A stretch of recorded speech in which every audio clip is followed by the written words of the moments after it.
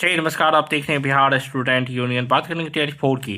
TRE 4 को लेकर के ऐसा चल रहा था कि बीपीएससी के द्वारा जो नोटिस जारी किया गया कि बहुत जल्द हमारे पास अधियाचना प्राप्त हो गई है और बहुत जल्द हम नोटिफिकेशन जारी कर देंगे।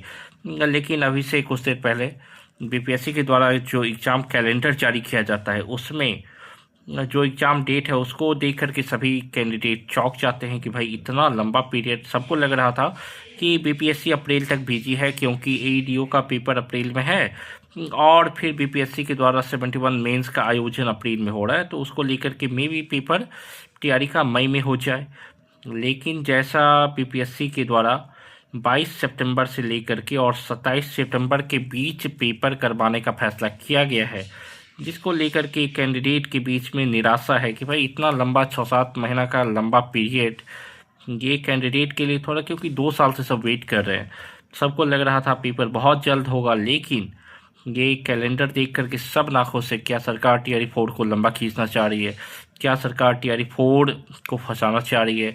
क्या फिर से कैंडिडेट, क्योंकि बिहार में ऐसा होता आया है कि बहाली के बीच में सीट ऐड करो और फिर से साइट को रीओपन कर दो, तो लगातार होता आया है। तो अब कैंडिडेट के मन में ये भी संदेह है कि क्या फिर से सीट ऐड करके और फिर से तो नहीं फ्रेश कैंडिडेट जो होंगे, क्योंकि सेशन ख़त्म होगा तो कैंडिडेट लोग भी मांग करेंगे कि भाई हमको भी मौका दो, हमको भी मौका दो।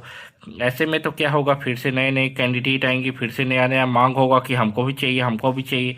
तो इसको लेकर के कैंडिडेट के बीच में एक और दुविधा है, क्योंकि अभी तक आप इंटर लेवल में भी देखो तो सीट ऐड करके फिर से साइट रीओपन किया गया है और किया जा रहा है। चाहे बीपीएससी में भी कुछ एग्ज़ाम है जिसमें ऐसा किया गया है।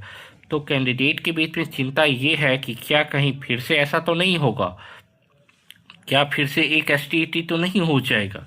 तो इसको लेकर के भी नोटिफिकेशन बीपीएससी जल्द से जल्द जारी करवा दे फॉर्म भर वाले कैंडिडेट से, ज़्यादा बेहतर होगा। नहीं तो कैंडिडेट के बीच में ये दुविधा है कि पेपर अब सितंबर में गया, अब इसके बीच में जिनका सेशन क्लियर होगा, जैसे डीएलएड वाले हैं, उनका 2-3 महीना में एग्ज़ाम है, तो वो लोग फिर से कहेंगे भाई मेरे लिए साइट खोलो, मेरा एग्ज़ाम हो गया है। तो इसमें क्या होगा कि कैंडिडेट को फिर से ये होगा कि भीड़ बढ़ेगा और सीट तो उतना ही रहेगा। अगर सीट इंक्लूड करते हैं तो फिर से क्या होगा आगे कहना मुश्किल है। तो इसको लेकर के कैंडिडेट बहुत ज़्यादा चिंतित हैं कि आगे क्या होगा। बीपीएससी को ये भी स्पष्ट कर देना चाहिए था कि हम नोटिफिकेशन इस डेट को जारी कर रहे हैं, तो कैंडिडेट के अंदर थोड़ा भी तो ये रहता।